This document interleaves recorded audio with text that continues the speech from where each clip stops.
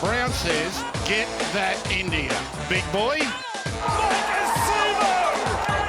Call an ambulance!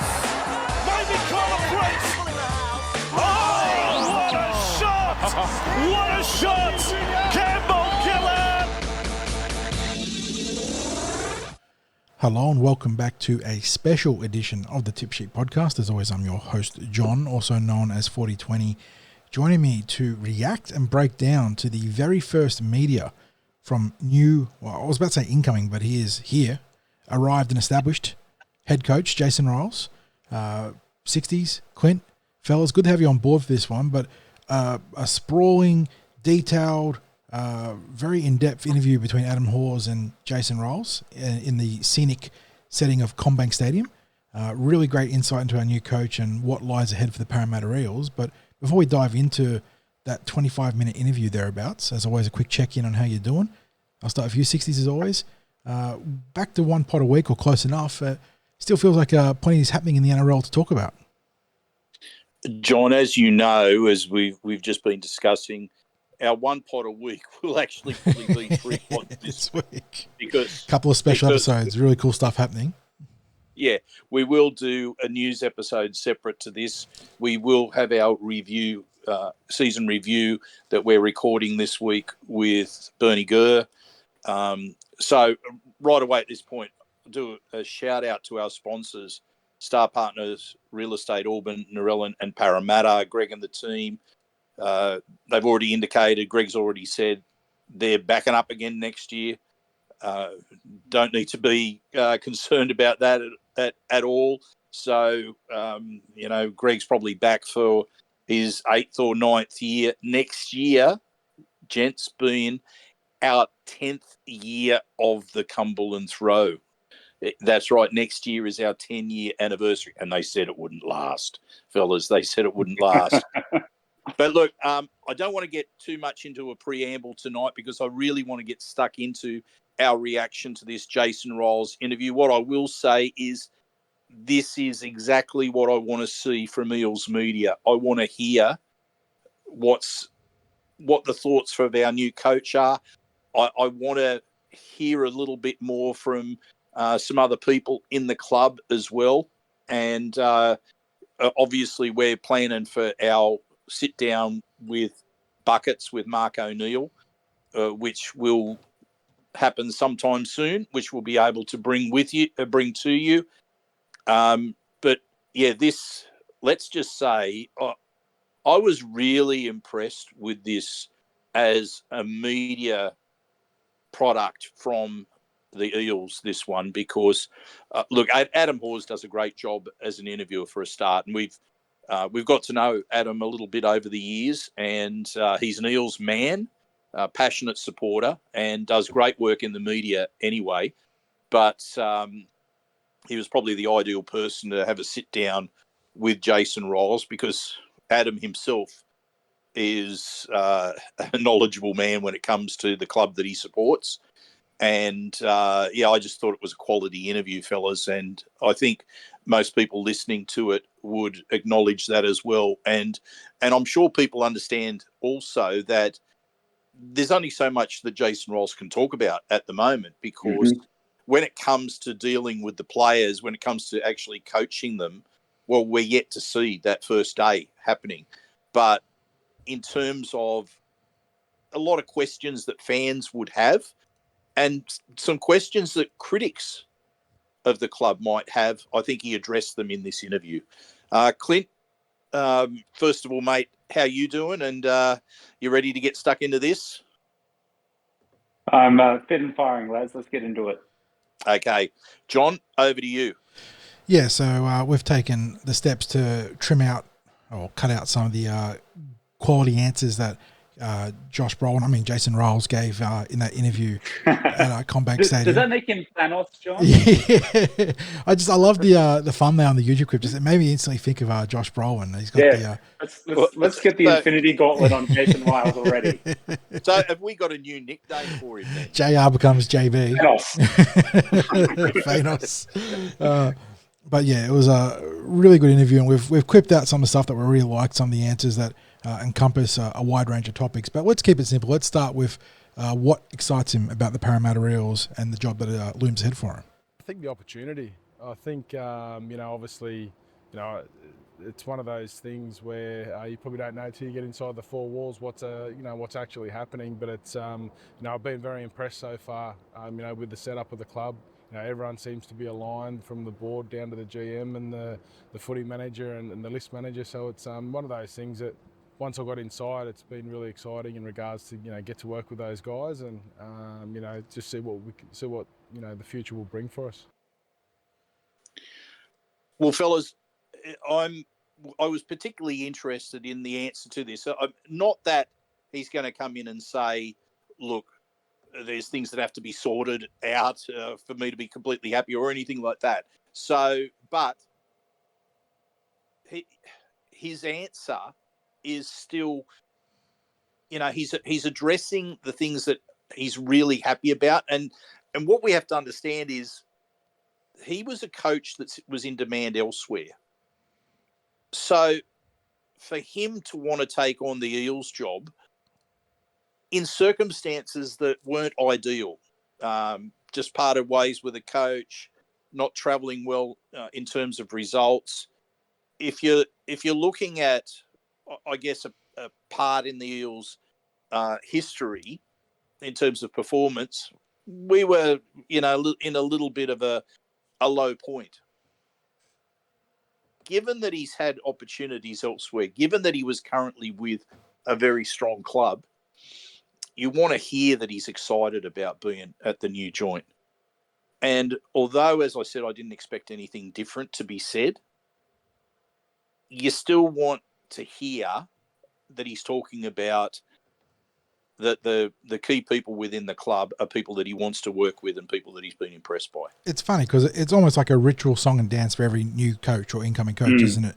But it's one that, as a stakeholder, as someone heavily invested in the club, you do want to hear it. You know that they're almost paying their dues or, miming the things that they know they have to say.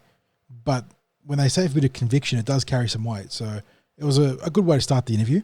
And like you said, Sixties, it is what you want to hear, even if it is a little bit of song and dance and performative based on what every coach has to do when they come into a new role. Yeah, absolutely. So this was probably one of the responses that we were going to expect, but it's the conviction with it that's what's carried the message with that one. So we push on. Yeah. So we move on now, and one of the first things he spoke about with Adam, beyond actually being a little bit of a blue and gold supporter when he was a youngin, was the path and the journey he's walked to arriving on the stage now as the head coach of the Parramatta Eels. And on that path, he had a couple of or a few pretty powerful mentors: Craig Bellamy, Eddie Jones, Trent Robinson.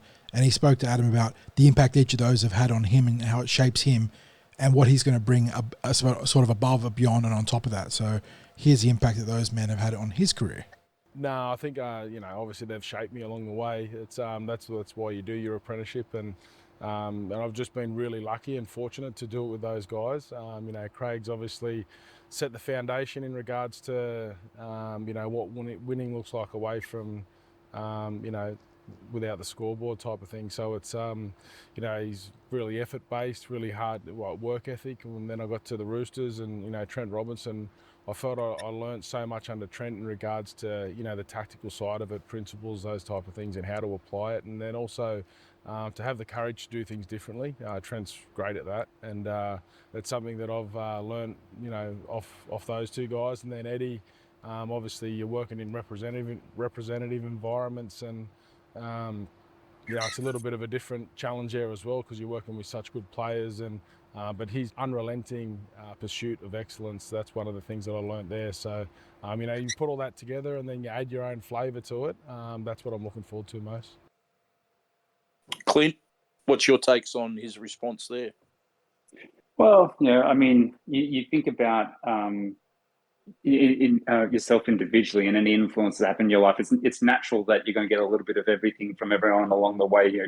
Of those people who've been positive influences and role models in your life. But it's pretty esteemed company he's kept in his career to date, and If you can take a little bit of something from all of those coaches who've been successful in their careers to date, it bodes well to the value that he can bring to Parramatta.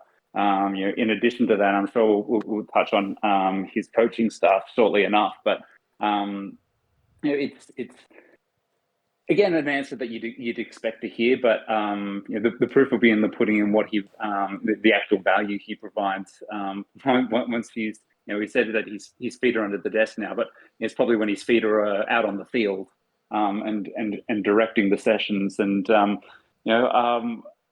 it's exciting and much like the first answer, the type of thing that you expect to hear, but you want to hear, and again you heard with that certainty. It seems like Jason's a very self-assured guy who's learned plenty along the way, but he's not going to just try and be a different version of them. It's going to be, I've learned this tidbit here, I've got this little gold nugget there, but I'm still going to be Jason Ryles, which is good. It's what you want. That's what we've hired him to be. I like the fact that it was narrowed down to a couple of specifics from, or even one specific from each person.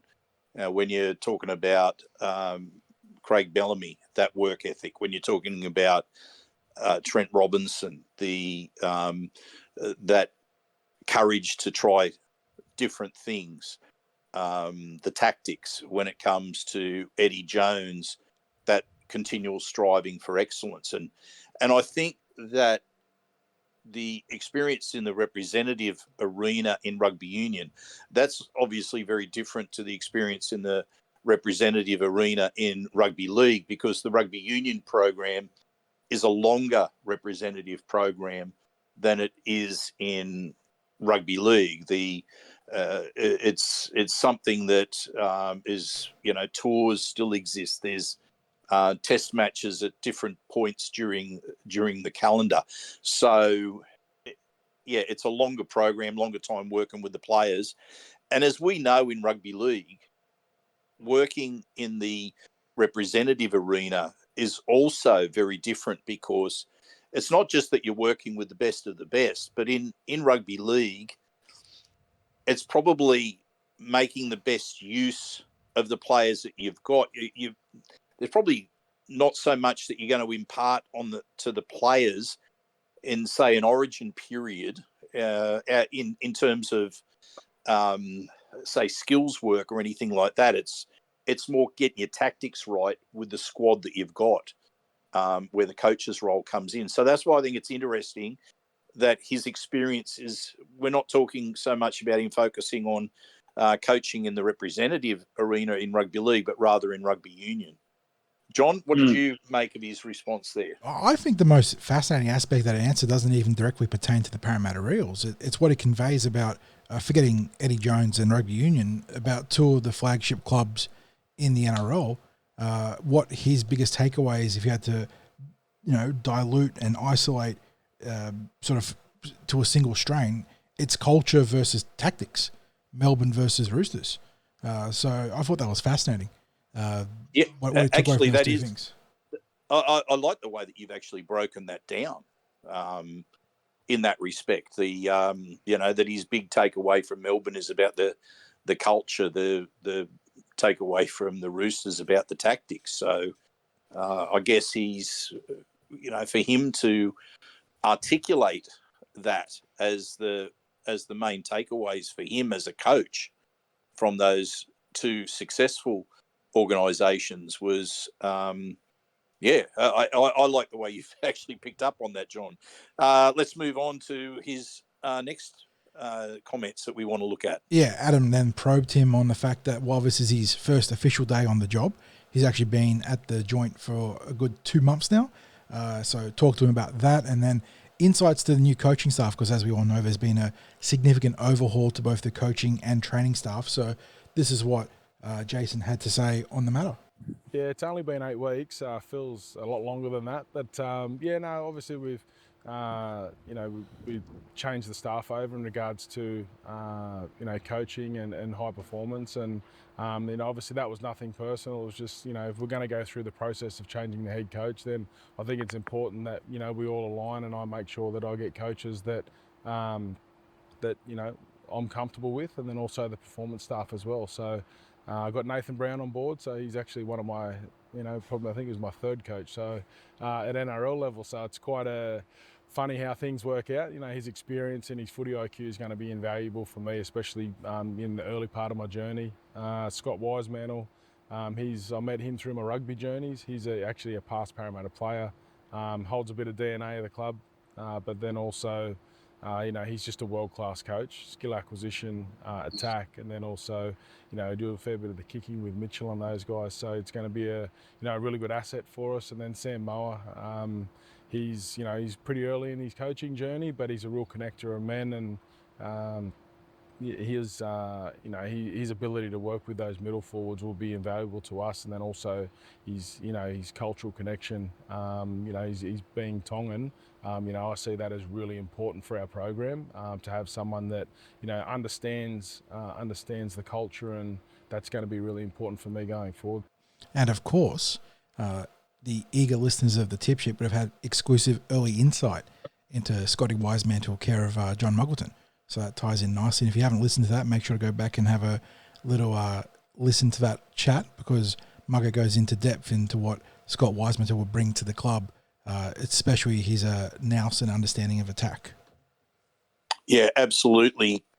Clint, listening to Jason Ryles give that background on each of the coaches, and why, I guess by implication as well, why he selected them as his assistants. I think it's something that I can't remember hearing too much about, basically from any club, about why the coach has decided upon his assistants. So this is probably getting into the realms of the why I regard this as some really good media coming out of the Eels. Yeah, absolutely. Obviously the media team have put together a really, really good piece here in this interview with Jason Ryles. But in addition to that, what Jason has shown, particularly in this answer, is a lot of self-awareness, and where he thinks he can bring and extract value from his team, and that's what all good leaders do. The best leaders acknowledge that they may not necessarily be the best person at everything, and generally they're not, but they know how to get the best out of everybody and to go and find the skills and value that they want to utilize within their team. And Jason giving that background on each member of his coaching staff is probably valuable to the wider fan base, because not everyone would be familiar with, particularly Scott, but even Sam Moa. He's only somewhat recently retired as a player. It's good for people to get that background. Nathan Brown, people are probably a little bit more familiar with, not only because of his first grade coaching credentials, and he's been in the game a long time, but obviously he has returned to the club after a short departure. Yeah, and John and I got to know Nathan a little bit during his time at the club with Eels Pathways. He was a regular on our podcast, talking about a big Jerry G fan as well. A very, very, very, very big Jerry G fan, Nathan Brown. Well, mate, there's plenty of those around, isn't there? The Jerry G fans. But of course, I have to ask you: is Jerry G a big fan of Nathan Brown? The love is absolutely reciprocated. Yes. Yeah, and look, that was probably our experience in we didn't just get to know Nathan Brown through his appearances on our podcast. We learned a little bit about Nathan Brown through our interactions with staff and Pathways players, who were massive advocates of the work that he was doing for the club. I don't think I heard a single person say anything negative about Nathan Brown, and he was a real mentor for players. There were players that spoke to us about just being able to go and speak to Nathan Brown, not just for advice about their football, but just advice in general. So he's actually was a coach that when I'd heard that Nathan Brown was coming back to the club, and I was told about that probably a couple of weeks before it happened. And at first I thought, oh, that can't be right because he's relocated up the coast. But as it turned out, the person that gave me the mail was spot on. And I have to admit, as I said, that it was extremely welcome news as far as I was concerned, because of the fact that I thought the Pathways players are really going to be happy about this. And we need to find a way of keeping Parramatta aspirational players in the club, because, you know, we've had players that a lot of these boys in Pathways, they're not just Pathways players, they're Parramatta aspirational Pathways players. And we'll talk a little bit more about Jason, what Jason had to say about Parramatta Pathways, but I think Nathan Brown goes a long way to addressing that. John, what were your takes about what Jason Ryles had to say about his coaches? Yeah, I got a few thoughts here, and probably the most central one to them all is probably something that's central to Jason Ryles, and it's a theme that recurs very much for this entire interview, and we've already seen it hinted at here, and it's how he hammers culture. Culture is going to be the cornerstone of what he's doing at this club, and I think some of those appointments really speak to that. Nathan Brown, a guy that's got a lot of not just NRL, but English Super League and general coaching experience, is going to help in that regard. And you just spoke about culturally what he did for the juniors. And the big one there that I suppose is going to be an important cultural asset is Sam Moa. And I suppose that, again, comes back to that Melbourne Storm apprenticeship that he had, and the importance of the Pacifica players there, and having not just a connection, but the best understanding you can have for their background, for their families, for their culture, in order to get the best out of them. So it seems like he's big on that. I thought that was really cool. And then obviously Scotty Wisemantle, we had a good chat with John Muggo about that. So we've had our own thoughts on that already, but good to hear him talk about what Scott brings there too. I think the only real disappointing response there for me, not even response, non-response, was the fact we didn't get any insight into Blair Mills. I thought that would have been a really cool thing to dive into, but maybe that's industry secrets here, trade secrets, going over to the All Blacks, to the Waikato Chiefs, and getting a specialist trainer from their branch of or their neck of the woods. I'm really fascinated to see what that brings to the team, and we didn't get a chance to probe Ryles or hear Ryles probed on that. But yeah, I really like how he's assembled his coaching staff, and you can understand his reasoning about, you know, new head coach, want to institute his vision, start with a clean slate, so it all makes sense. Yeah, absolutely. Okay, well, we've already touched on, you just touched on connections, and that came up as well when he was talking about what success will look like for him at the Eels. For me, you know, getting our culture right, that's going to be really important for me. You know, a Parramatta person, really working on the people inside our organisation, and then also, you know, that cultural connection, the self-leadership, and getting our values like really embedded, especially in this pre-season. Our connection to our community, our fans, our members, that's going to be a super important part of, you know, what success will look like for us this year, and then also our family and our connection to the past as well. So that's a really big part of what I see, you know, building here at Parramatta going forward, and then also just creating an environment where the players can come in and learn every day. That's going to be super important. And I think, you know, winning will take care of itself after that. But the big focus is on being consistently good at the little things every day. So, and that's what I'll be driving, and that'll be the cultural vision, and it'll all sort of come together there. That's very much a Field of Dreams view there, isn't it? If you build it, they will come. The success will come on the back of the hard work you do first, rather than worrying about success in the short term. Well, look, I think it's interesting that it was, first of all, that you picked up on that point, John, because that was probably it was one of what I saw as a number of key points that he addressed just then, because first and foremost, we have to have that work ethic of the group and driving the core values that he wants. but secondly, there also is that wider connection to the stakeholders in this journey. Now, straight away, you've got the players and their families. That's ultra important, because you want the players and their families to feel valued by the club. And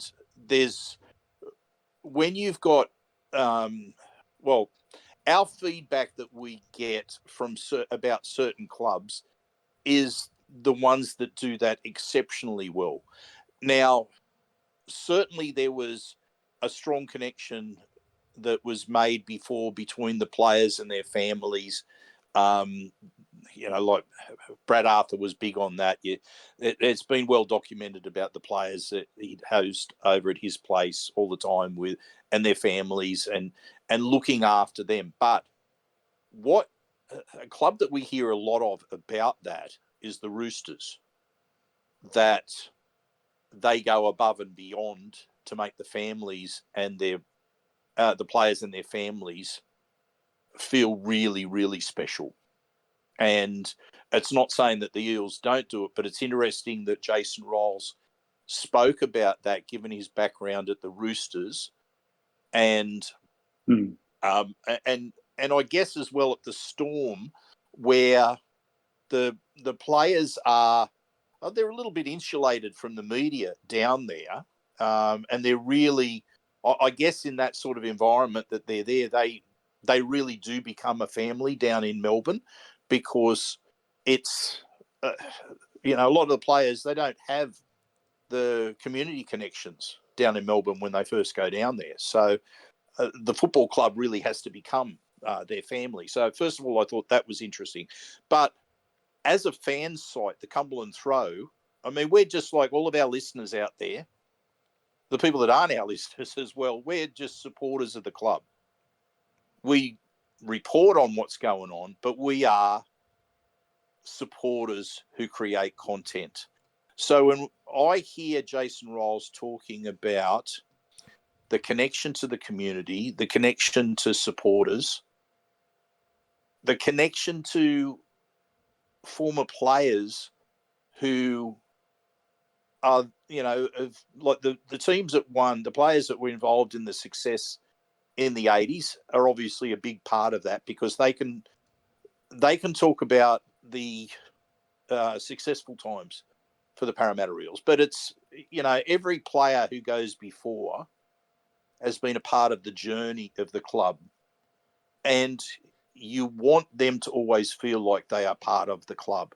So hearing him include past players, hearing him talk about the importance of supporters in the journey, to me, that's music to my ears as well, because we want to feel, as supporters, we want to feel valued by the club. And you want to feel like a lot of supporters, the Eels are so important in their life that, and it's been talked about in past documentaries about the Eels during that successful period, about what the premierships meant to Parramatta supporters and the people in the catchment area especially. And because, not certainly nowhere near every supporter lives in the catchment area of Parramatta. There are people who've got their connections as supporters through all different means. But, people's emotions, people who are deeply connected to the club, their day-to-day emotions during a season can be connected to what's happened with their football team. And we've seen it all this year in the reactions to a poor season. It is an emotional, visceral reaction that a lot of people have when there are bad times for the club. So hearing him acknowledge that the supporters are along for the journey and they're an important part, and he wants that connection, is, as I said, it's music to my ears. Clint, I've just raved on a bit. Please take over from me here.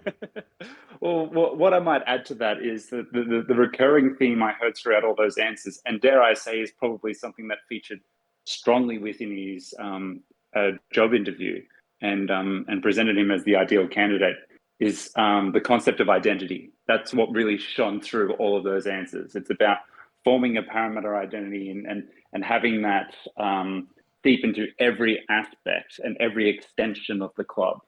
Obviously use the word stakeholders there, but I think the word family is the one that's probably more prevalent above it all, and obviously is referring to the immediate players' family, but like the wider Parramatta family and all those connection points that you referenced there, Sixties. Identity is key here, and it seems that Jason is not only certain in his own identity, but the identity he has in mind for Parramatta and what he wants to build. So, you said music to your ears, Sixties. I think for a lot of people out there, there's maybe that sense of connection that hasn't always felt like it's been extended to them. So, obviously those are just words right now, and we have to wait and see how that unfolds. But the fact that it's being mentioned and mentions with the prevalence that it has throughout this interview bodes well for that wider Parramatta network. John, do you think when he was talking about Parramatta person that's what he's referencing, the identity that Clint's talking about? Yeah, I do agree that obviously this is complete speculation given our position as fans, but that does feel like an extension of what he sold to the club in that job application process, having that identity both as a club and as an individual, and how the individual is a component of the club. Like it is a symbiotic relationship. They go together. So I think that's very much what he is trying to convey there. And again, he really hammers the cultural aspect of it, doesn't he? He wants people buying in. Mm-hmm. He wants to create a culture from top to bottom to top, that you are a Parramatta person, you are a Parramatta Eel, you play for the club and the club looks after you. Yeah, I think that's important. But of course, one of the most important things to address is the roster, and he spoke about that as well. Yes, he gave some thoughts on what he's walking into in terms of player personnel. Yeah, no, it's exciting. Obviously we've got some elite players in, some of our key positions, which is exciting for me. And, I'm going to be fortunate to work with those guys, and I think I can help them with their footy as well as our coaches. So, I'm excited. We've got a real good mix there of experience and then also the youth as well. So there's some guys there just beneath the surface that I think are ready to start their NRL journey, and then also, continue their journey as well. So, I'm really excited about where our roster's at the moment. We've still got a little bit of work to do with filling some spots and that type of thing going forward, but it's something that we'll be really strategic on, but then also making sure that we have that connection with our pathways, just transitioning those guys into whether they come in this year or whether they come in over the next couple of years. So it's quite a broad scope, but short answer to your question, I'm really excited about some of the players that we've got here. He would also offer some individual perspective on Mitchell Moses and Clinton Gufferson, which we can jump to later if you want, but very interesting thoughts on the macro sort of view of the roster there. And I suppose the one that the line that really jumped out to me is he's already zeroed in on some guys that aren't playing NRL, that he specifically mentioned they were below the NRL level, that he thinks are ready to make the jump. So going to be very keen to see your preseason report, Sixties, as to who that could be, because he's clearly got a short list there. Yeah, he's so I wonder whether he's talking about when he talks about their NRL journey, whether he's talking about players that have been training with the group, or whether he's talking about players that will be stepping up into the full-time training next year. So that when he's talking about NRL journey, he's talking about training with the main squad. Not necessarily making a debut next year, but being exposed to full-time NRL training or even just the pre-season. Because, yes, there are some players that are just below the NRL level that will be, I suspect, coming into that first grade mix in terms of training. We can obviously speculate who they are right now. But rather than necessarily putting pressure on some of those young players, because essentially a lot of our supporters would have seen them or know of them getting an introduction to Jersey Flegg, or maybe getting a game or two in New South Wales Cup. So there's a hint as to who some of those boys just happen to be. But he's obviously been doing his research on the players in terms of that deeper depth chart as it pertains to pathways players. Clint, did you want to add something there? Maybe about the players that you think he might be talking about. Yeah, look, I mean, anyone who's listened to us, particularly throughout the early parts of the year, and when junior rep seasons still been going for the better part of the last couple of seasons, probably can piece together who some of those players are. We've got a couple of middle forwards and even someone who unfortunately missed the season in like a Richard Penasini, who you kind of wonder what could have been with the season had he not picked up an ACL this year. But the guy that probably immediately comes to mind for absolutely everyone here would be Charlie Geimer. He seems like he's, and obviously played 2 NRL games. It's a shame that he couldn't play more games in the back end of this season and really use that as a launch pad. But regardless, he looks like a guy that's really ready to take off after a good off season and preseason under his belt. So it's handy to have that prototype of player, particularly in the way that the game's played now. A guy like Saxon Pryke is also probably someone who comes front of mind there. There's a few boys there that are in the mix, but additionally, my interpretation of that could also mean that there's some guys maybe on the periphery of NRL. I'll get the words out correctly. NRL. That aren't necessarily or haven't necessarily been a part of our club, and he's looking to bring in maybe in part of that bottom part of the top 30 as well. So, I think John said a couple of weeks ago, part of his excitement around this appointment was how it's going to shape how we build our New South Wales Cup side in years going forward. And Jason's answer right there spoke directly to that, I thought. Yeah, look, I think it's also was important to acknowledge that there's still some work to do with putting together the first grade roster, because we've got departing players and there are holes in the roster still.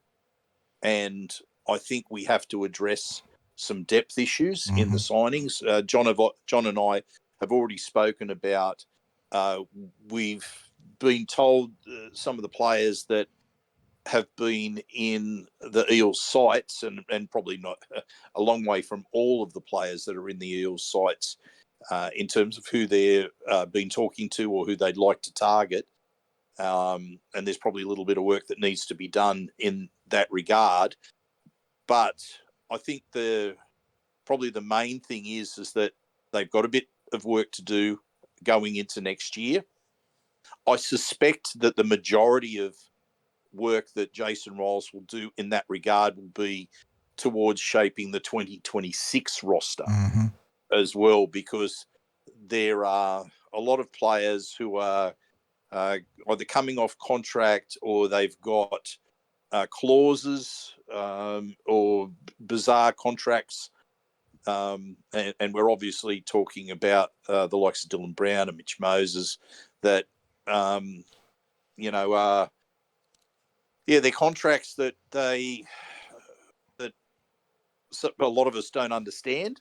And I would suggest that probably not only does Jason Ryles have to deal with players that are coming off contract and maybe look at reshaping the roster far more for 2026 than he does for 2025, but also sorting out the players who are part of the long-term plans and simplifying contracts as well. So I think this is next year's just a small part of the story of what he has to do. I think the big part will be yet to come.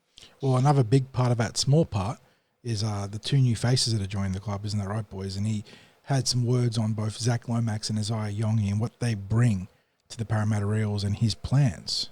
You know, we've got a few spots to fill, but like you said, Isaiah and Zach, they're really exciting inclusions for us. They'll speed us up a little bit around the field, and then also, Zach adds a little bit of that X factor as well. So, really excited to get to work with him, and obviously, Mitchell and Dylan and those guys speak for themselves. So, again, it's an exciting challenge, but looking forward to it. John, it's fair to say that Jason's excited about the roster. But let's hone in on the fact that he said these two new players are going to add speed. Yeah, that really jumps out, doesn't it? That was the big word there, speeding up the roster, speeding up the back line. And alongside some other stuff that he said in terms of Quinton Gufferson, it sort of really points towards Iongi having that one, if not both feet, in the camp of being the starting fullback. I think he being JR, Jason Ryles, is really keen to get that speed there to it's almost like the reverse of unlocking Mitchell Moses and Dylan Brown. I think they've got more. They've got more in the tank, and it's not because Quinton Gufferson is by any means a bad player, and I really want to stress that because he does so many things that no other fullback in the game does, and you hear so many. He is the fullback in many ways. A lot of young fullbacks will cite Gufferson as the player they study to better themselves.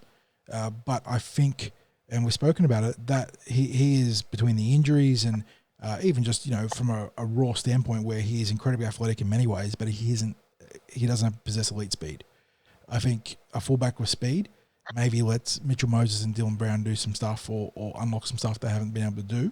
But obviously going to lose some stuff too because Guffo brings so much defensively to the table. But speed, yeah, that is big. And he didn't in this interview clarify where he envisioned Zach Lomax playing initially. But if speed is the goal, then that points towards the wing in my estimation.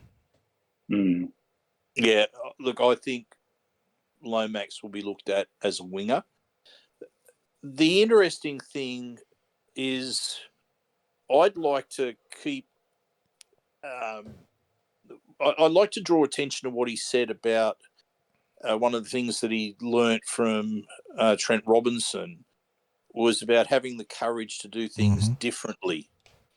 Now, I've obviously as a supporter, I can think back to the days where Paul Taylor as a fullback had different qualities that were beneficial to the Eels. And he was used as a fullback in a far different way than any other fullback's been used, in that he came up and did frontline defending and Sterlo would jump back to fullback so that some of that defensive workload was taken away from him. And I just wonder whether in the modern game of the NRL that there is a capacity to still utilise Gutherson in some aspects of fullback play. Yep. I think there's whilst introducing Iongi in other aspects of fullback play. Yeah, I think there's definitely two branches. There's that and another branch of thought. I think that I'm hoping between Ryles and Wisemantle we'll see in that you're right, utilising Gufferson and Iongi in that not hybrid role, but different looks there between fullback and shaping things in certain ways or stacking things in certain ways that will trouble the defense. The other way I view that too is if Wisemantle is going to bring that union background there, where they have obviously the more traditional, the old school backline, even in the modern iteration. I would love, and this is something you see teams do every now and then, and it works quite well, but then they go away from it. And I think St. George actually did a bit of it this year themselves, is if we're going to put Zach Lomax on a wing, we need to not be afraid to then bring him in the red zone to the other side of the field and use him as a second fullback from the wing position too, or even a third fullback, I suppose, if you're talking about Gufferson and Iongi there. I am very keen to see what Ryles and Wisemantle can cook up in that regard, because I think there's some real possibilities here. And you saw what Manly did against the Bulldogs in that scrum piece there. which was a beautifully disguised little bit of subterfuge there between DCE and Luke Brooks, and then I believe it was Ruben Garrick on a decoy. That was just those three plays there, but you can do stuff like that when you bring in the winger from the other side, and Craig looks at the defense can't account for. So I'm hoping that's part of the plan. Mm-hmm. Gents, correct me if I'm wrong, but I'm pretty sure in 2019 that BA utilised Ferguson. Yep. In that role with coming across and joining in the play like a fullback joining in, but in sweep plays that were heading to the other side of the field. Yep. You see it sporadically in the NRL, and it tends to have pretty good success. Like, it doesn't score every time, but it asks real questions, and then teams go away from it. Not just. And might even be a next play score that happens if that play itself isn't successful. Yep. Yeah, it's so. Yeah, I mean, maybe I'm reading too much into Ryles talking about Robinson and that lesson of, having the courage to try things a bit differently. Maybe it's not that, but the interesting thing was, as you pointed out, John, that he's talking about with Robinson tactics. He's talking about being prepared to do things differently. So it'll be interesting to see how that plays out. Clint, anything else you wanted to add in his what he said about Iongi and Lomax? Oh, well, I think in another interview as opposed to this one, recorded from the club, in which at least it was documented, I think probably by Mike Chamis, speed was really emphasized. And obviously those boys are a key element of that. Doing things differently certainly points to utilizing some of our players who, we referenced Gutherson there, who's not necessarily fast as a fullback, but geez, he's fast in the middle compared to the other middle players. Absolutely, he is. And there's been some little sort of hints at that throughout his media documented answers. So, I'm interested to see what that also means for our wider backline. Assuming that Mike Asiva remains with us. And is one of the first choice wingers along with Zach Lomax. Will Pennison is one centre. We've probably got a centre position open there as well.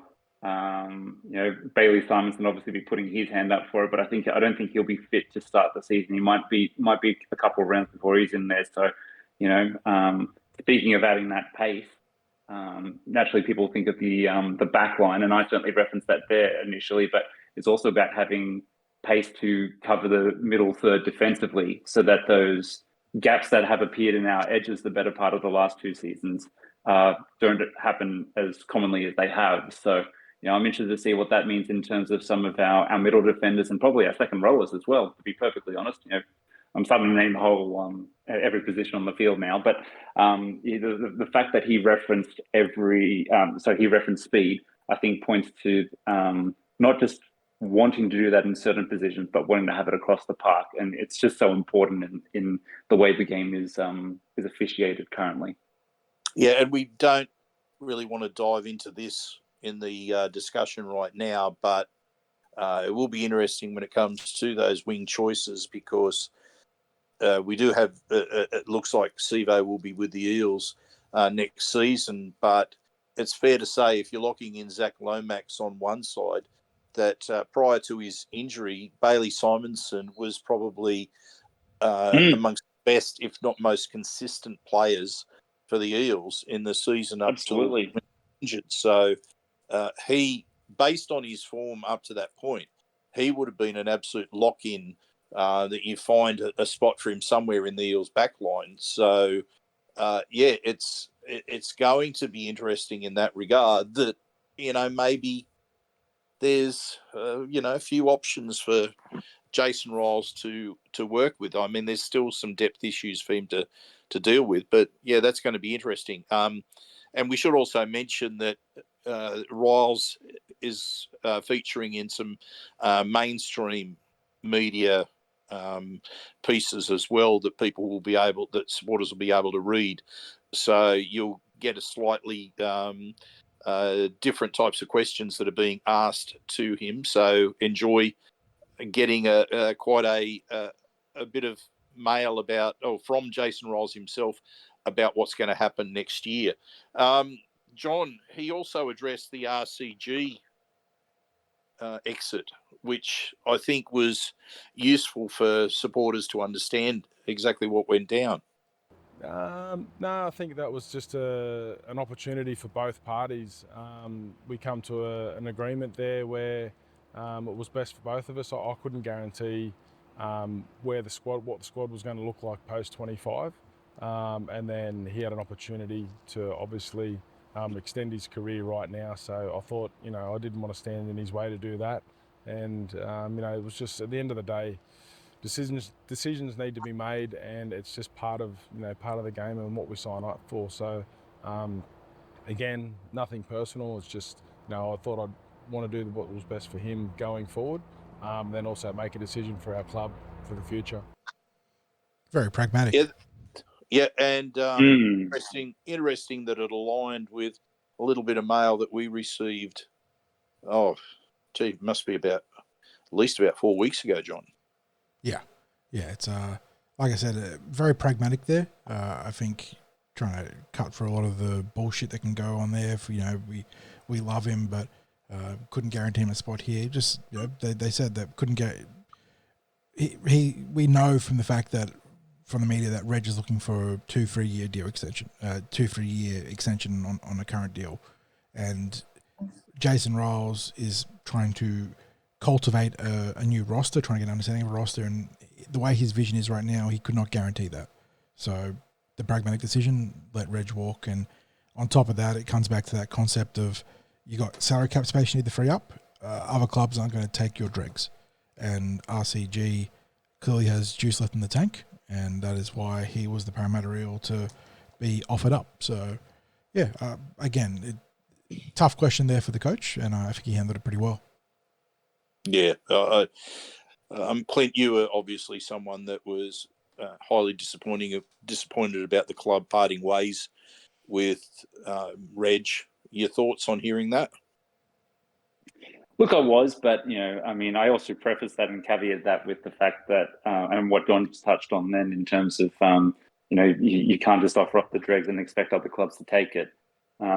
He was easily in that scenario the most disposable asset. I hate to talk about a person in that manner, but in terms of footballing capability and what he had to offer an opponent, that's just the facts. And the fact that John again used the perfect word there, pragmatic. It was exactly that. So direct and to the point. Didn't mess around or mince his words on it. But it was still an incredibly respectful answer for both parties. So, it's sad. It's sad to see Reg go, and I would have loved to see him stick around, and maybe in a different scenario when and we'd manage our salary cap a little bit differently. That might still be the case for season 2025 and potentially beyond, but it's not to be the case. And the fact of the matter is now we've got some money freed up there to potentially make some other moves, and it's exciting to see what might happen there. John, pathways is something that people have concerns about, and whether we're getting things right in that regard. Jason Ryles also spoke on that. Yeah, he gave us a very interesting perspective, because I think the phrase bittersweet comes to mind in terms of how it's perceived right now. So let's see what he has to say on Parramatta pathways and even the concept of losing someone like Blaze Talangi. Yeah, definitely. It's there's a lot of time and resources put into the pathways here at Parramatta. So we're very lucky to have the catchment that we do, and obviously that's a really big part of connecting with our community, and our fans and our members. They're a big part of our catchment. So our pathways are super important for us. I think we had 4 debutants this year from our pathways program, and then we've got 4 Australian schoolboys sitting there as well. So that's a reflection of where the pathways is at the moment, and that's something that whilst I won't have an absolute direct contact with every day, I certainly want to be involved with, and then obviously align what the pathways are doing as to what the NRL program is. So there's that smooth transition for the players that come through. But it's super important that we keep those guys and give them a pathway to first grade. And I think, the obvious one with Blaze, that's disappointing, but it's also, Penrith are sort of cherry picking out of our backyard. So whilst it's disappointing, then it's a compliment with one of the best teams in the competition. See our Pathways program as a place where they can recruit from. So obviously we don't want that to happen too often, but it's it's just a part of the game. Yeah, interesting that he spoke about the Penrith poaching from the Eels Pathways. The Parramatta Junior Rugby League and the Penrith Junior Rugby League just had a Battle of the West series of games between the winning Parramatta and winning Penrith teams in the various divisions, from I think basically under 13s up to an Opens team, just to and I think the Open team might have been rather than an individual club, it was a select group of players. But I think the score at the end of it was something like 10 all in terms of the matches, and I think the a predominant number of the Eels wins actually came in the senior and upper level divisions in the older age groups. So it's pretty tight between the Eels and the Panthers in terms of what's happening in the junior leagues. Obviously the elephant in the room is losing talented junior players like Blaze Talangi, like Ethan Sanders, like Matt Arthur. And if you've lost three of the top four players pathway players that have debuted in any given year, it's far from ideal. Yes, it is interesting that it's the top team with the biggest pathways is poaching from Eels Pathways. I'd like to see us have a situation where we know we can't keep them all, but if they're debuting in first grade, that we can keep most of them, and that's probably an area that I'd like the club definitely to address. I think that we've got some good pathways players coming through, and Jason Ryles has obviously identified that. The big deal for the big test is going to be if we've identified players who are our future, that we can, and they're Parramatta aspirational as well, that we can work towards keeping the ones that we really want to keep, which are the ones that we've identified as being part of our future. Yeah, I think it comes back to that, again, Field of Dreams concept, but twisted slightly. Instead of if you build it, they'll come. If you build it, they'll stay. We need to have a system, top to bottom, stepped in junior reps, flag, cup, NRL, where these young prospects, whether it's boy or girl now at the NRLW, is really starting to come into its own. And that's obviously outside of Jason Ryles' purview because he's the NRL coach. But it does play alongside it too. They walk in lockstep, hand in hand. That these young men and women are Parramatta aspirational to the point where they are elite talent. They're going to be scouted by the opposition, and they're going to come hard for them because they're going to be some of the best talent in the wider NRL. But if the Eels put a fair offer on the table, and I'm not saying that they have to take huge unders here, but they consider staying at Parramatta for a modest discount, maybe a healthy discount sometimes, over choosing to go just for the dollars elsewhere, or for the prestige elsewhere, or to chase a premiership elsewhere, because the Parramatta Eels are going to be competitive every year. They're going to be a club that any young boy or girl can feel like they've got a future both as an individual and as a teammate. So I think that's what he's trying to convey there. And he obviously feels like for all the rumblings, grumblings, and legitimate issues that there are in the Parramatta Pathways, that in spite of all that, we still have the back-to-back premiers choosing to recruit from us, both directly and indirectly, because he didn't mention Isaiah Papali'i, but that's also a little bit of a Parramatta diamond in the rough there too. So the Eels have done some great stuff, and he feels that there is a chance there to convert that into not occasional great stuff, but consistent great stuff. So it's going to be one of the big challenges. And it's not just Jason Ryles' task or mantle to take up. It's going to be Buckets, Mark O'Neill, and a number of other people that work underneath both of them. But if the Parramatta Eels are to become a legitimate and consistent contender once again, it's going to involve leveraging their pathways massively. Yeah, and because Clint, it's a tough job to produce NRL players through pathways. There's a lot of things. It's an inexact science to identify talent. There's probably players that slip through any system as well. But I think what we have to do is to get as much right as we possibly can. We know you can't keep everyone. Penrith themselves are an example that you can't keep everyone. But it's also fair to say that Penrith got the best out of players that they've developed before they've ended up losing them. We want to make sure that, at the very least, that the Eels get the best possible value out of players before they're ever in a position where we can't afford to keep them.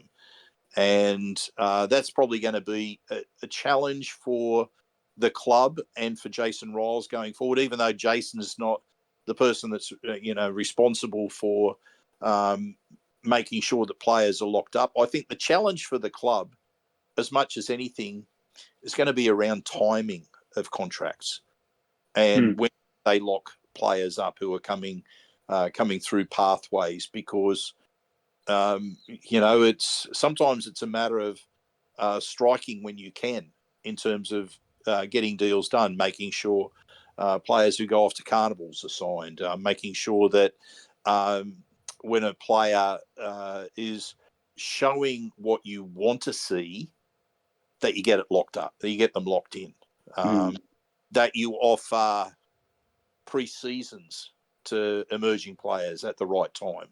All the little encouragements that you can provide that maybe go a little bit outside the cash value of deals, but go towards that feeling that we talked about at the start of this podcast of feeling valued as someone who's part of the club. Well, it's about controlling the controllables, really, is what we're getting down to here. And, it's part of the reason that Jason was referencing so heavily, that connection to community. And, that means the internal community inside the club as well. And, what you're talking about there outside of a monetary value, Sixties, is the value proposition of the wider club. And, some of that timing is just going to come down to it being fortune and good luck. But, you make your own luck by controlling the controllables and having your control measures in place. And, you're never going to get everything 100% right, but you're going to certainly skew the odds in your favor by managing those tangible and even intangible things to the best of your ability, as long as it's within your sphere of influence. So, I reiterate, I think that's why he touched on, I used the bucket terminology before of identity, getting that right, and because the value proposition outside of the monetary value of a contract is all those points of connection throughout the club, and that sense of belonging and that sense of community and the sense of support, because when people feel cared for and essentially loved, they're much less likely to leave a community where they have that certainty that's offered to them to go out and venture to a different community where they're not certain that they'll get that in return. It makes them question, the value of money alone and in and of itself. So, we've heard many a time before about the concept of us being a development club. Obviously what Jason's been referencing is not only stepping into that identity, that aspect of the identity, but building that Parramatta values and a Parramatta community with Parramatta connections around all of that, because that's where the true value proposition comes through, and that's really where the Panthers have shined, is that they've been able to build that faster and better than anybody else, leading into what's been their last 6 NRL seasons for their first grade side. And our best bet to do that the Parramatta way is to identify and step into that Parramatta identity.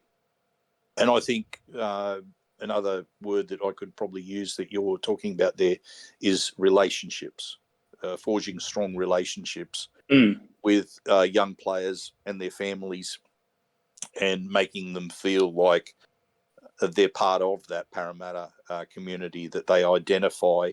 They're not just aspirational, but they start to fully identify as a Parramatta player.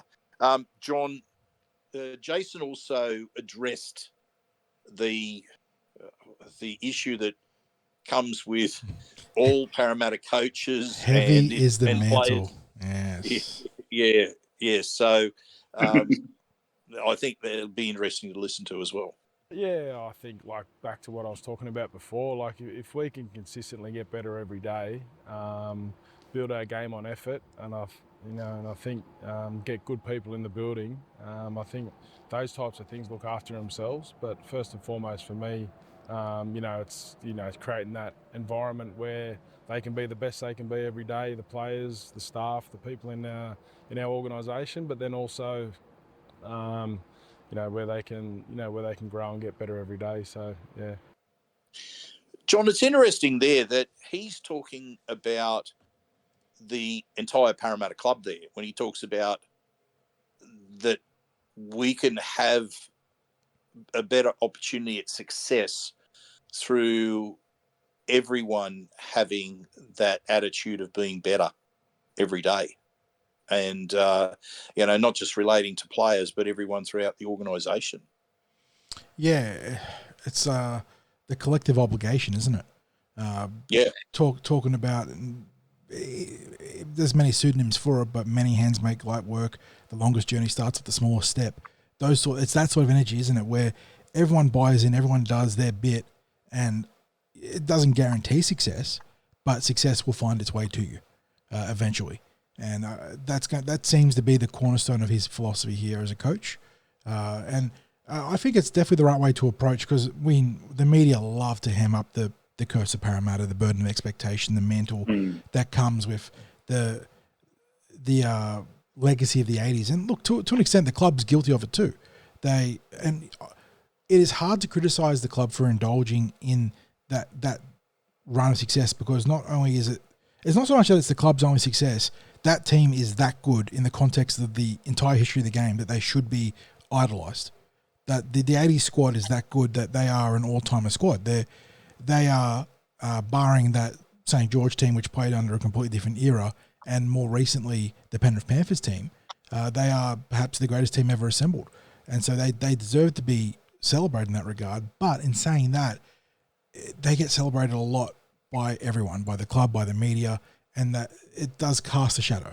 And I think he is choosing not even to step out of the shadow. He doesn't want to even go into the shadow in the first place. And he's going to, as we're going to talk about shortly, he is embracing former players. He wants them to be part of his program, part of the Parramatta Eels.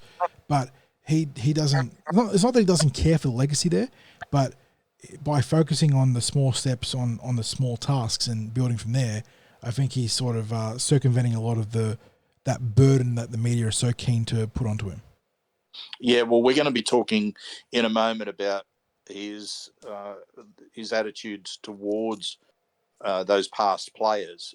But Clint, his response, was that also a message to the club about it's not just the expectations on him, but he has expectations about how everyone in the organisation is going to be working towards the same goals?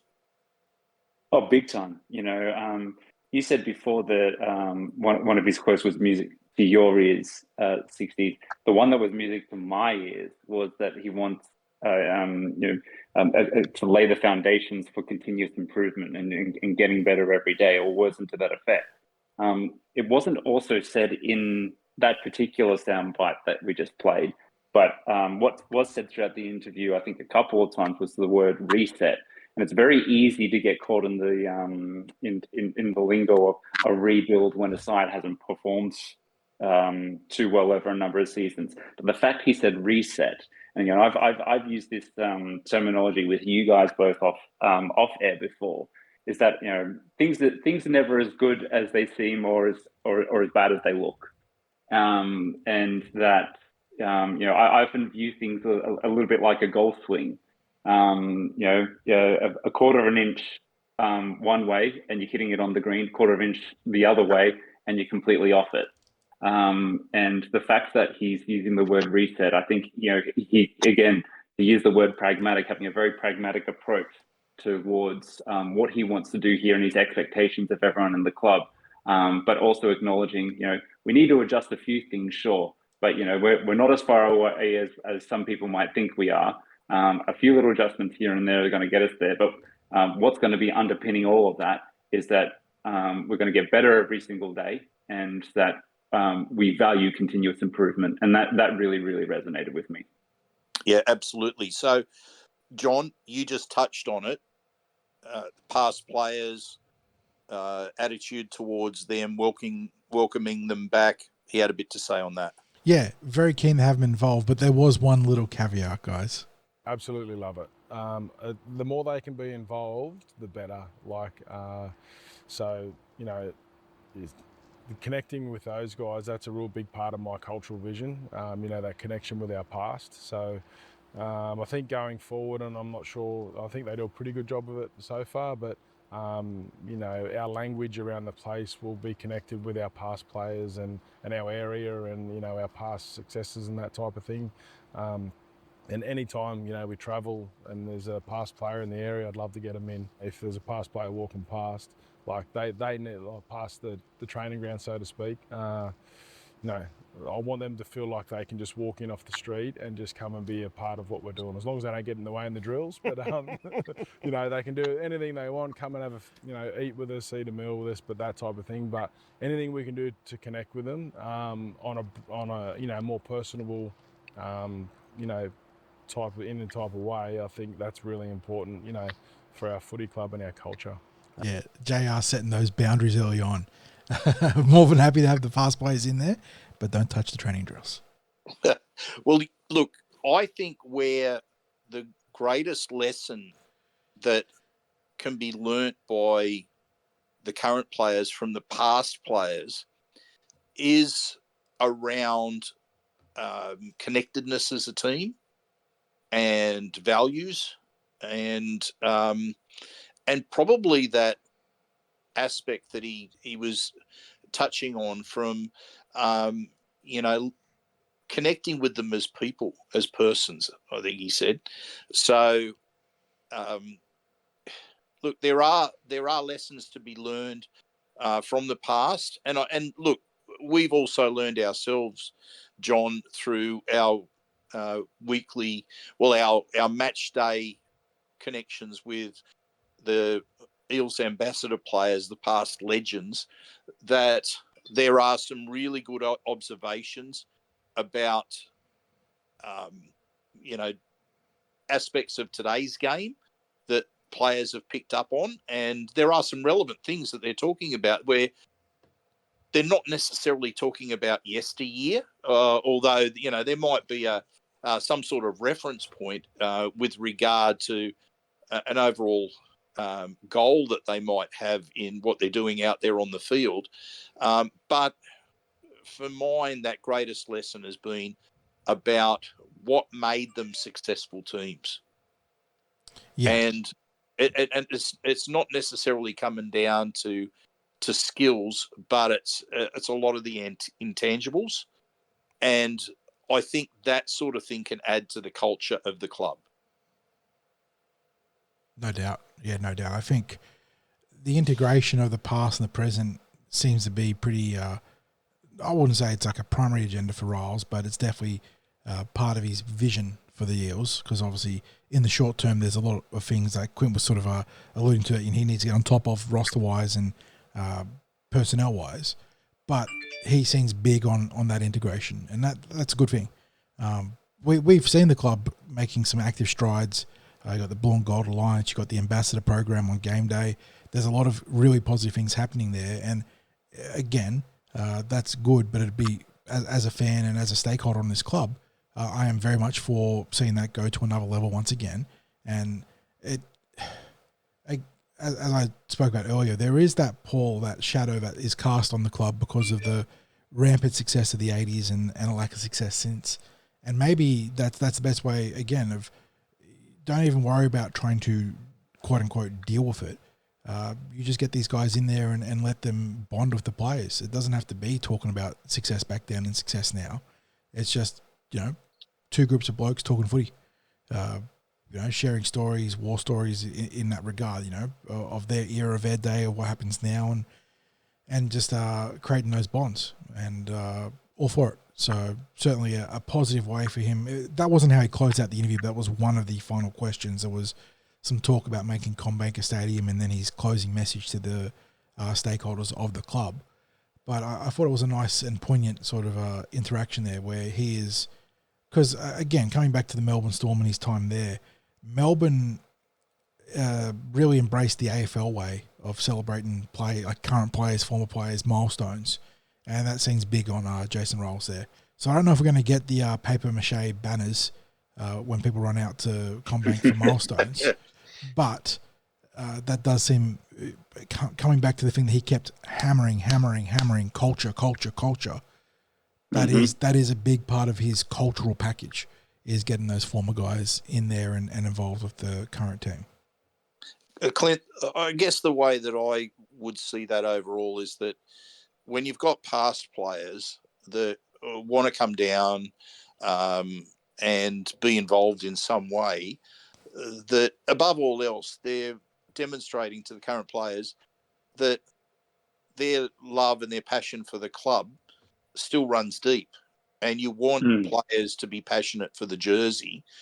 And even if you're not turning to these players for any football advice, you're still using them as that connectedness and the culture of the club. Yeah, absolutely. And the undertone of all of that is that they're welcome. They're welcome to be here, as they should be. For everything that they did during their time as players. I think going back several years now, and this is probably more a reflection on Dylan Brown, because it's the example I'm going to use, given how young and new to first grade he was at the time. But I think he had a meeting with Brett Kenny and didn't even know who he was and that he'd played for the Eels. You'd certainly hope that you ask Dylan now, he knows exactly who Brett Kenny is. But what a good evolution it would be, again, using that example, that they could have, no one said they have to be best mates, but they should have a friendship and that level of mutual respect where they openly communicate with each other, and that there's and knowing Dylan and his involvement in community programs, I'm sure he's absolutely open to exactly that. Not that I mean to make it specifically about one player. I just use this for demonstrative purposes. But it's much to what Forty was saying. Clearly an important cog in the cultural piece for Jason Ryles. And I think it's an important thing for those players to have impressed upon them those intangibles that you referenced, Sixties. Yeah, and John, you just preempted the final thing that we're going to talk about, which is his closing statement. Yeah, so he had a closing message. It was simple and brief, but I think it's worth listening to. But this is, again, sort of like the culmination of everything he spoke about and reinforcing those pillars, those core tenets of what he is going to bring to the Parramatta Eels.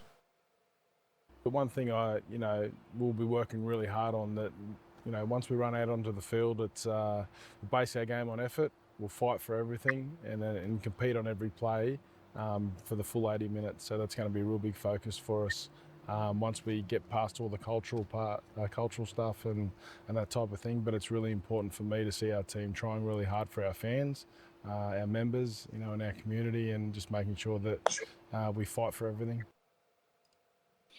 I think probably music to people's ears when you hear that fight for everything for 80 minutes. Yeah, it's obviously a bugbear for both the club itself and plenty of fans. And look, I have an amusing take that I don't think it will upset either of you two, but I might have to duck for cover for some of our critics. But listening to Jason in that long and all-encompassing interview, and like again, there were a lot of pretty general coaching platitudes and buzzwords and things that every coach on their first official day is going to say.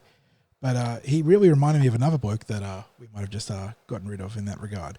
Except Jason is very media presentable too. He certainly has an affinity for public speaking and maybe time for the press that Brad didn't always have. But there's a lot of core tenets, pillars, whatever you want to talk about, foundational terms that I think were very in alignment with what Brad brought to the club, and that's a good thing. I think that it's going to help facilitate this transfer of identity a lot smoother. I think that it's going to help with the buy-in from the current players. And I think what's going to be really interesting is that tactically he comes, and this is probably the thing that I was most critical about for Brad was I say critical, but I think Ryles, if he is true to what he said about what he learned from Trent Robinson, I think that he might zig when the competition's zagging. I think that he won't, it's not like we were, but he won't get caught up chasing trends. And to an extent you have to. Like, I know it seems hypocritical for me to say that, but metagames in whatever professional sport you're following, they're there for a reason. You know, they're the best teams that do the game a certain way. They've solved the current state of the game in a certain manner that everyone else is playing catch up for, and teams end up chasing trends. And if you want to be competitive, you kind of have to do that to some degree. But I think that he has a lot of the same core values as Brad, but maybe he can bring a different approach to how he tries to solve the current state of the NRL. He's got a lot of rugby union influence. He's got Scotty Wiseman, he's got Blair Mills coming in to shake things up. I am really keen to see how that all comes together, and it might not be a smooth ride next year. It might be some serious growing pains. But in saying that, he put it on record. He's got some elite players in this roster. We know that. He's got Mitchell Moses. He's got Dylan Brown. He's got Quinton Gufferson, whether he's as a fullback or as that rumoured utility/lock forward. He's got some really good players in the forward pack. He's got some speed coming into the back line in Zach Lomax and Isaiah Iongi. So I'm excited. I love his message. I know it's straightforward and at times somewhat cliche. But again, like I said, these are the platitudes that as a coach you go out there and say, because there is a reason they exist. They make sense. So I thought he presented really well. I love the message. I am super keen for the preseason. I think one of the things that fans will probably be, it may not be at the forefront of their mind, and I don't want to go, and I think it's important that we look forward rather than looking back. But just in the context of what you just said there, John, I think when BA first was appointed as the coach, he said similar things about competing every week, because the Eels had come off being back-to-back wooden spoon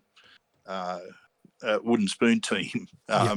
And the other thing is too that Jason Ryles is coming into a completely different environment. Where when BA came in, well, we certainly had a different board that was there, and we found out a lot about what was going on behind the scenes that led to the dramas of 2016. It's not unfair to say that it was a hostile media that was chasing the Eels, and back in those days, we remember that Brad was left to face the media many times. So that now said, what's important is that we are looking into through the windscreen rather than into the rearview mirror. And I think what you've probably seen today is that Jason Ryles will be he'll be a media asset. for the club. Big time. He's and look, that's not to say that BA didn't enjoy a very good relationship with the media in more recent times, and a lot of media people who liked him. But Jason is, you'd say he looks like he's fairly well versed in dealing with the media, and he's got plenty of fans out there in the media before he's even been one day in the job at the Eels.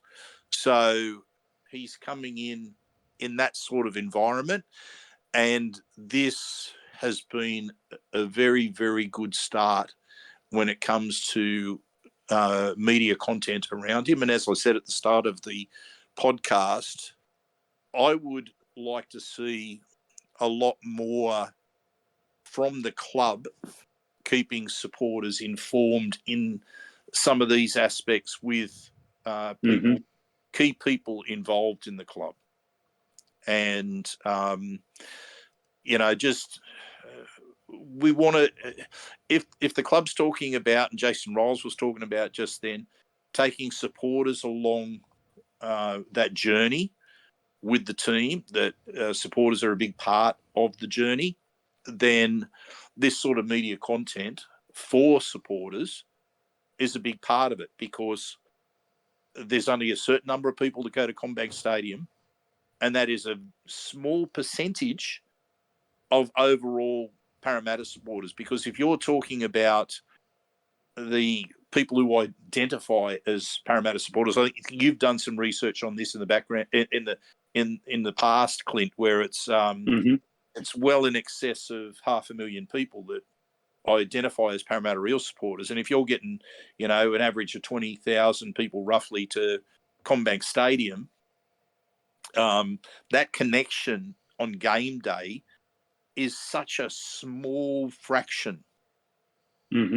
of supporters. It's important on the game day that the players make connection with those supporters who are there, because they're the ones that are fronting on game day. Absolutely. But you've got to take everyone who identifies as an Eels supporter and all the potential Eels supporters out there, people who maybe just really fringe supporters, get them involved, make them part of the journey for as an Eels supporter. And I think this sort of content goes a long way towards that. Yeah, I 100% agree with you there, Sixties. The term that we use in sport management is that they're armchair fans. And that normally has a little bit of a negative connotation to it, because you think of the person who's hypercritical in that sense. But it's more in reference to someone who isn't quite ready to make a part-time or full-time financial investment, and prefer to just watch the team from afar on TV, as opposed to attending a handful of games or even committing to season-long membership. So, I do truly believe and agree with you that quality of content is and access to content is one of the most immediate ways in which you can funnel people down that fan engagement line. And through that supporter life cycle through to full-blown membership. Given that our stadium maximum capacity is a touch over 5% of our total fan base, shows that there's a lot of people out there who sit within that armchair classification. And the more that we can do to get them involved and the club and the coach having a willingness to do that, the better it is for the club off the field as well. And it kind of just becomes a self-fulfilling prophecy and rejuvenating life cycle that one thing looks after the other and vice versa. So it was incredibly positive, just sort of in my own summary here. Reflecting on everything that Jason said, how much he spoke about things off the field, and having that full all of club mentality. I think it's a really positive sign for all and sundry. Yeah, agree totally, because again, when we're talking about that total connection to to the Eels, we know there's international supporters. There are interstate supporters. There's regional supporters. The people who, might get to a game once a year, people that might never get to a game at all, and making them feel like they are as much a part of the journey as the people who get to the stadium. And we really have to look after people who get to the stadium to watch games. But, making everyone feel like they are a valued stakeholder is going to be important. John, that pretty much wraps up the instant reaction that we wanted to do with this first Jason Ryles interview. You got any final thoughts? No, like I said, I'm pumped. He presented really well. I know there were some cliches in there. I expected that. I thought he handled it really well. I know the vision that he's selling is similar to what we heard of Brad, and I don't think that's a bad thing. That's why I think I'm ready to pound the table. I'm ready to be fired up for the preseason. I think there are similarities there on a macro level that are really good. I am intrigued to see what he does on a micro level.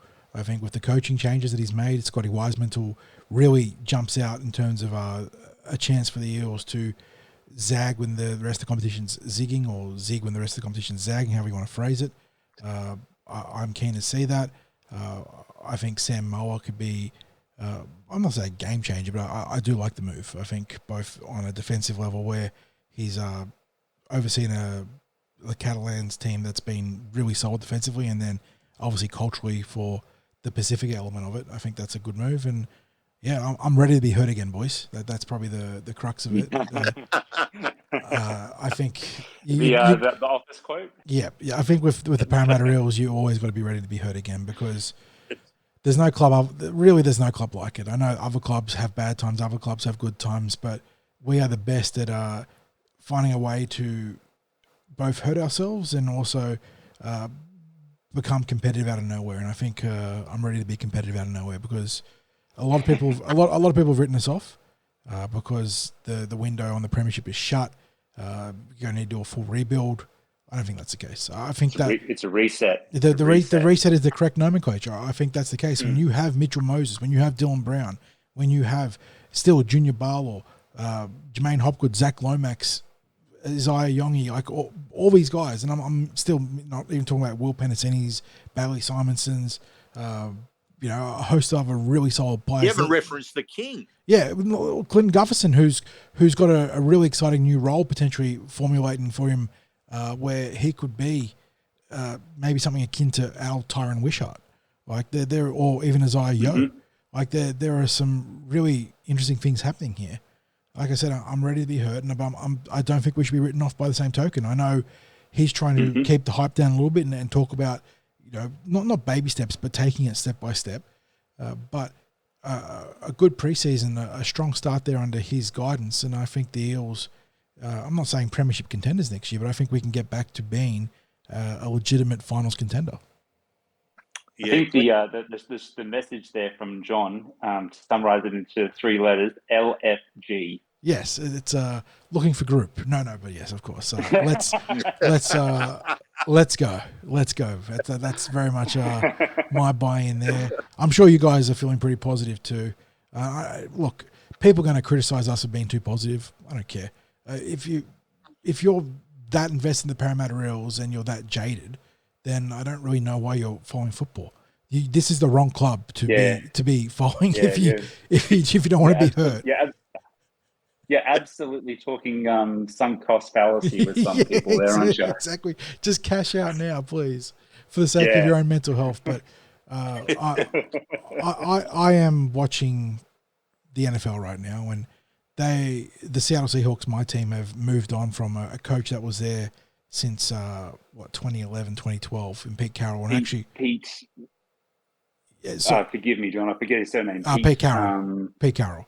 Who got the club to their, or franchise as they call it, to their first ever Super Bowl, who won it, and then got into a consecutive one but lost it in what is unfortunately one of the most played clips of all time, the Malcolm Butler interception. But Pete was a huge college guy, a phenomenal coach, going to go into the Hall of Fame.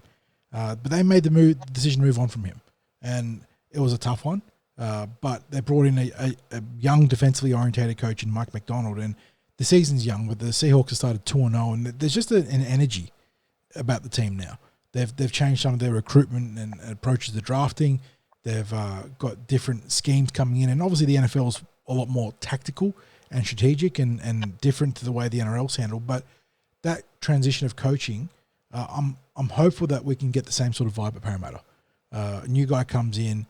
Jason Ryles is relatively young by NRL coaching standards. He's not not young, but what is he? He's 45 years old. So I'm hoping that he can come in and just shake up the vibes and give us some energy. So that's my hope. I think it's interesting listening to the two of you speak as relatively young fans. Well, certainly relatively young in comparison to this old bastard. But as supporters who've lived without ever seeing Parramatta success, and to talk about, if you're not prepared for the ups and downs that come with following the Parramatta Eels, then you probably need to find another club. Obviously I've been fortunate enough to see those better times in the 70s, and then the complete success in the 80s. But I'll tell you what I'm hoping for moving forward, as someone who's well and truly versed in the tough times and the fluctuating times onto the odd success, is that I like our club to move past that. I like our club to be one where the change on a total club level is palpable to the point where it's like the Storm, where only success is accepted, where finals appearances are an annual occurrence. And it's a dream that I hope to live to see despite my advancing years. That's exactly what my old man said. He just wanted to share one premiership with me before he passes on. He was feeling particularly morbid that day. But it's that funny situation where being less experienced almost makes Quinn and I more qualified about commenting on sort of sucking it up. We've only had heartbreak: 98, 01, 05, 07, 09, 22. Don't forget 99 as well. Yeah, 99 was too. Also equally as bad as 98. Yeah, it's just funny. And has it been heartbreaking? Yeah, but you get back on the wagon, you pick yourself up. That's what it is. If not, seriously, go. There are other clubs that are more consistently successful, but and there's other things out there in this world you can go invest your time in. It doesn't have to even be rugby league or sport. It can be something else. And again, still you can support the Eels. It's just don't come over here and tell me how to support the Eels, if that's the case. There is a lot of reason to be positive and even overly optimistic at times, and it's fun for me on the journey to be like that, to have a new coach and want to buy in. So I'm looking forward to the preseason, fellas, and I think it's the club did a great way to tee it all off with this first up chat with Jason Ryles. And I'm not asking for a weekly show, which we do get in the NFL, which is really cool when you get like Mike McDonald or Pete Carroll sitting down with a media panel post-game the day after and breaking down everything there. I would love that, but that's probably a bit too far for the NRL. But if this is the direction the club is going to head, I think it's really positive. I think there is such a gulf, a void, just a yawning hole in media content in the way the NRL presents it. There's so many things they could be doing, not just the Parramatta Eels, but across the board, whether it's little things or more hard-hitting content like this. And I really hope that this can be the start of something for the club. And if it is, it'll be an important date, because you talk about connecting those armchair fans, Clint. This is the sort of stuff that gets them, helps them make the jump. Exactly. It's the gateway drug. Yeah, exactly. It is the gateway drug. Here is Jason Ryles. This is what he is selling you. And then we go out there and start winning games. And then you start seeing the camaraderie in the team because of all the media content. You start seeing, it's not about humanizing the players. We all know they're human, but it's creating those connections. So, yeah, that's They become a community you want to become a part of, I dare say. yes, exactly. Well, supporters live vicariously in terms of their support through connecting to the players, coaches, people involved with the club, and you have to supply that, because we know that young supporters, you get them rusted on when they get that personal connection to a player. You know, those little experiences, be it that, you know, they meet a player or a player signs something for them, gives them their football boot, you know, gives them their socks, their shorts, their jersey, whatever the case may be, and they get that personal connection with the players. And not everyone can get that immediate personal connection. So if you've got content that lets you see who they are as people and allows you to see them talk about the team and what the team means, and a bit about what's going on, you know, a little bit about behind the scenes or what have you, then you've got those people who are already there as supporters, and you get them really rusting on as supporters, and really investing in, and who knows, you know, the club can maybe grow the you know, the non-ticketed members who can't get to games, but now they're fully invested as a supporter and take up membership. So yeah, this is a great start. Let's see more of it. John, Clint, thank you for this short notice podcast that we've ended up doing this time, because you know, we'll get to a news podcast in a day or so, but we wanted to get this one out tonight as an instant reaction, with the interview hitting the airwaves at 5 p.m. and we're here recording just a couple of hours after that hit. So it is truly an instant reaction to the Jason Ryles podcast. Thank you to Eels Media for putting it out. Thank you to you, our listeners, for listening to our takes. Thank you to our sponsors, Star Partners Real Estate, Auburn, Narellan, and Parramatta. And fellas, as I always say, go you mighty Eels.